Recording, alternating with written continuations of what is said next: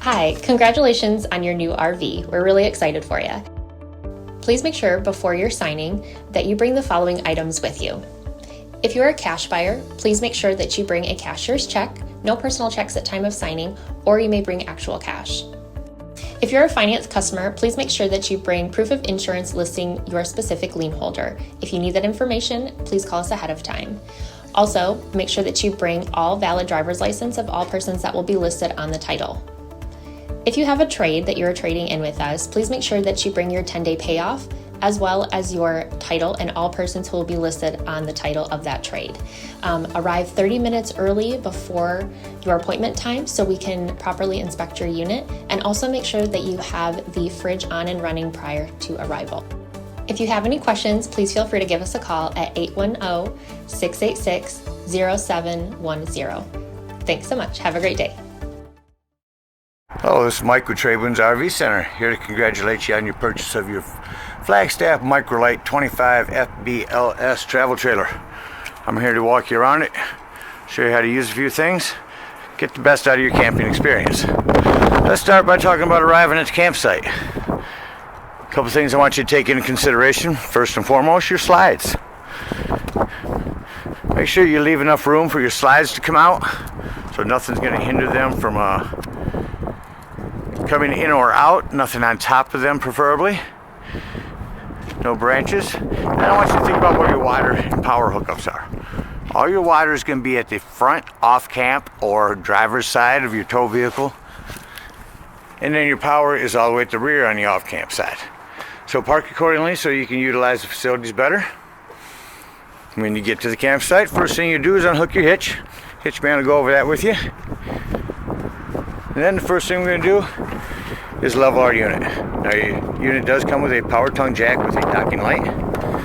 Simply up or down. I do recommend getting a level, putting it on the side of your unit, maybe right above where your grill goes, so that you can make sure your unit's level.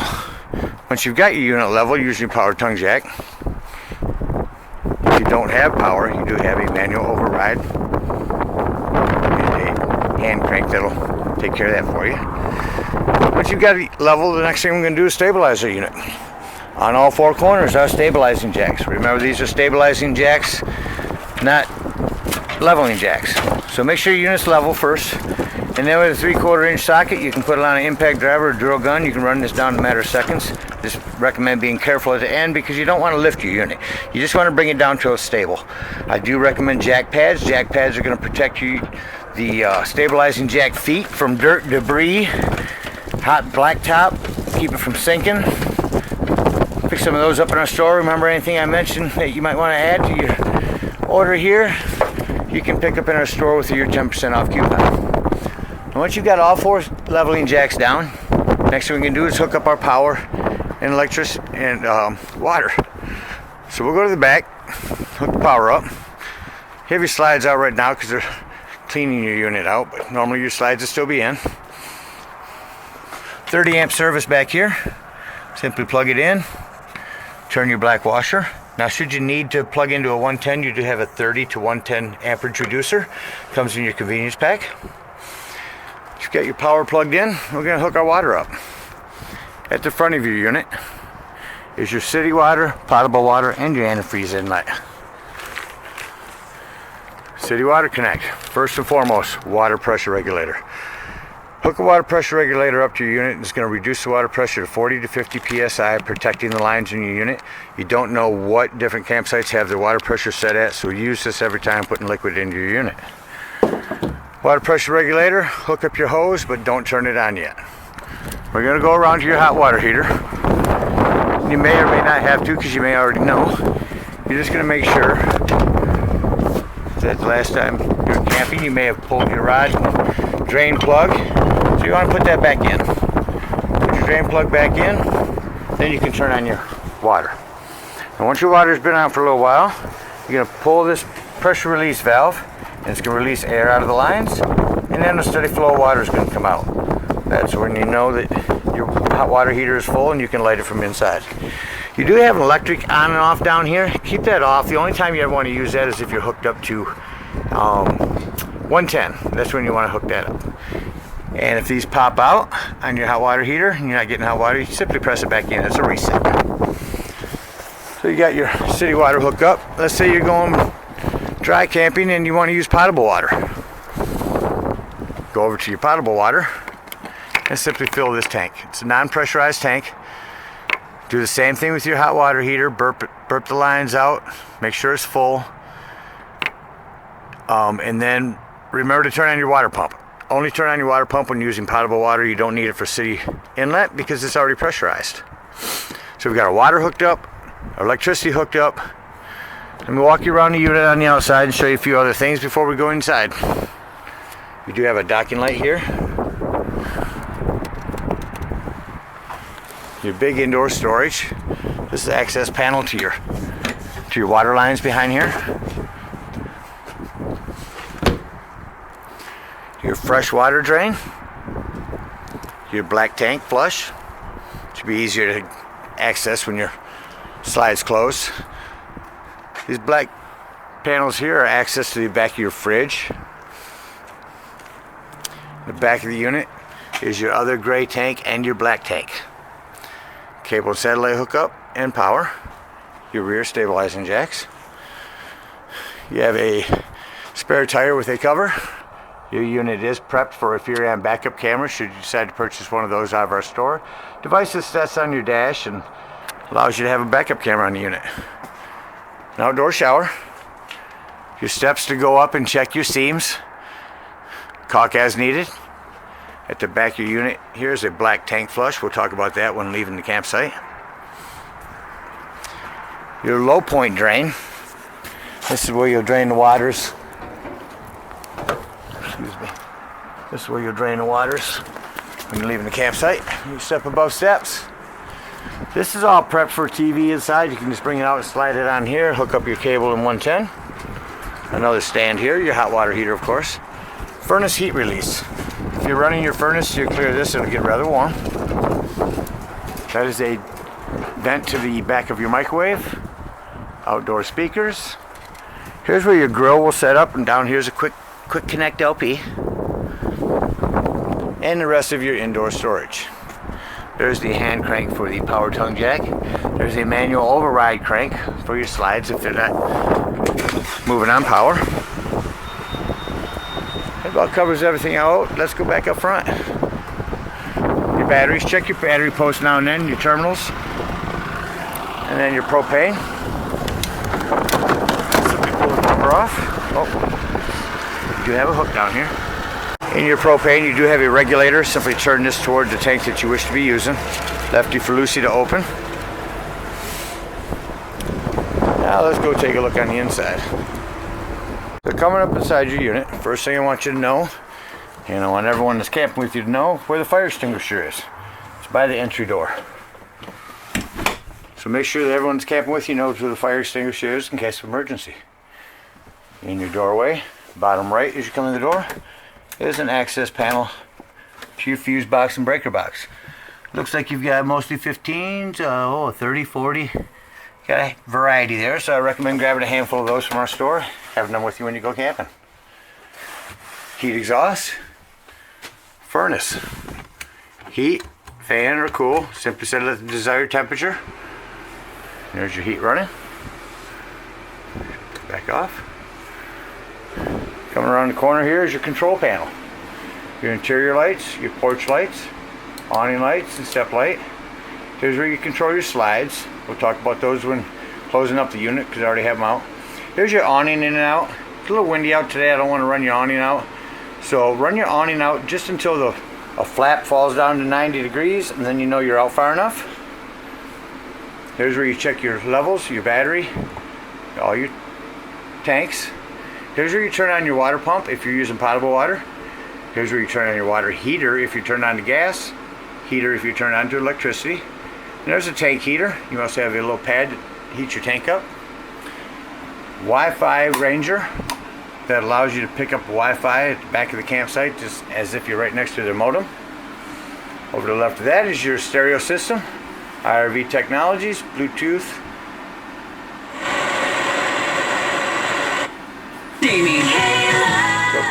3 zones, play your music indoors, outdoors, or both. Your iSense television. Let's talk about your fireplace real quick. They're not just for looks anymore. Kicks out nice heat. So if you don't want, if you're dry docking, you're gonna have to use gas. But if you're plugged in somewhere and you want to warm it up in here, simply turn on the heat on this. This will kick out enough heat you can save your gas and use your electricity for heat. Coming to your stove. This glass top makes an excellent backsplash. Set the foot at the back. Turn this to light, hit ignite, and you've got flames. Coming above your stove, you have a light and a fan. Self-explanatory microwave. 110 here. You might want to keep this sticker on here if you ever decide to wire this for solar. This is a cutout for the techs to know where to put everything. Dual sink. Let's look on the corner by your bedroom. This is your 12-volt carbon monoxide detector. The reason I mention it's 12 volt is because it's always running off your battery. So if you're going to be gone for the day and you don't want this to run your battery down if you're not plugged in, use your battery disconnect. Otherwise this will run your battery down. Coming to your Dometic fridge. Inside the freezer part is your controls. Turn it on. Right now it's on auto. Auto means when it's plugged in, it's running off electricity. As soon as you unplug, it switches to gas. Or simply raise this button and now you're on gas. Automatic temperature control. Power recliners. Or heat. Here's your parachute pull. Pull up on that. Here's your recliner.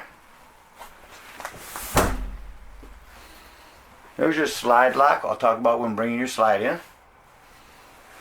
Come back into your bathroom now.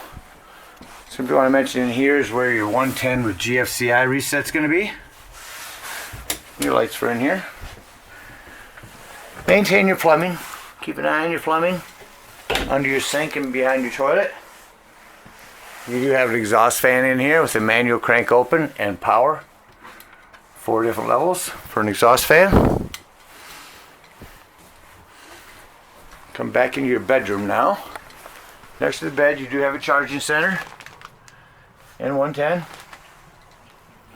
And it is pre-prepped for a television with a backer here, 110 and cable hookup.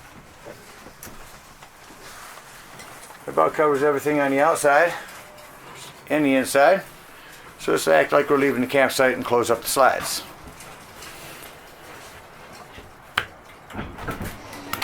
Slide 1 is going to be your main, so we're going to do the bedroom first. It's going to be slide 2. Make sure that nothing is on that nightstand. Nothing is going to hinder that slide from coming in.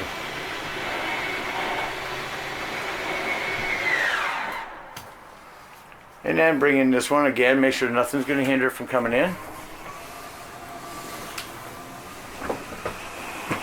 So I'll mention up here is your smoke alarm and your AC unit up here.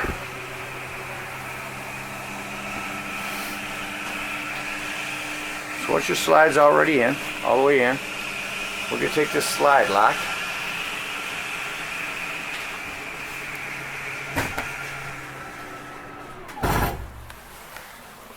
and we're going to attach it up top. Slide lock sets here. The other sets on the back of the slide. Set that up real quick and show you. Slide lock was set in there.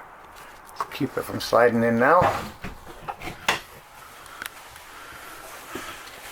Everything's closed up indoors. Make sure all of your lights are off.